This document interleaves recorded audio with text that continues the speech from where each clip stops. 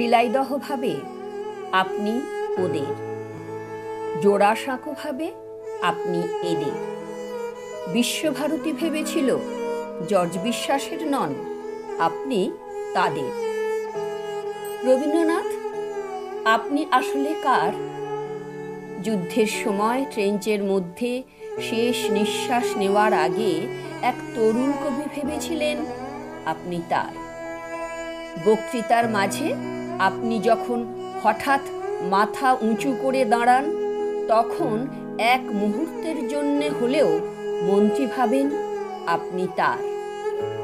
নতুন বৌঠান কি কোনোদিনও ভেবেছিলেন আপনি তার? রানু, রবীন্দ্রনাথ, আপনি যে ঠিক কার সে প্রশ্নের উত্তর বাঙালি আজও পায়নি।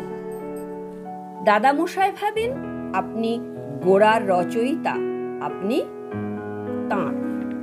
বাবা ভাবেন আপনি বানিয়েছেন শ্রীনিকেতন, আপনি তাঁর।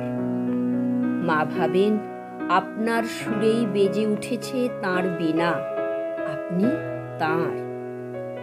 ভীরু কিশোরী যে মুখ ফুটে বলতে পারেনি, শুধু চিরকুটে লিখে দিয়েছে, হাতখানি ওই বাড়িয়ে আনো, দাও গো আমার হাতে, ধরবো তারে, ধরবো তারে, রাখবো তার সাথে।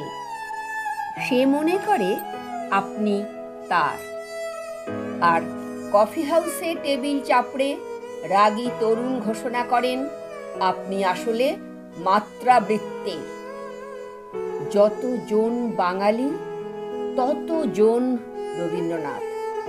শুধু একদিন শিলাইদহের রবীন্দ্রনাথ আর জোড়াসাঁকোর রবীন্দ্রনাথের, বিশ্বভারতীর রবীন্দ্রনাথ আর জর্জ বিশ্বাসের রবীন্দ্রনাথের, দাদামশাইয়ের রবীন্দ্রনাথ আর বাবার রবীন্দ্রনাথের, আওয়েনের রবীন্দ্রনাথ আর মায়ের রবীন্দ্রনাথের, ভীরু কিশোরীর রবীন্দ্রনাথ আর রাগী তরুণের রবীন্দ্রনাথের দেখা হয়ে যায়। সেই দিন 25শে বৈশাখ।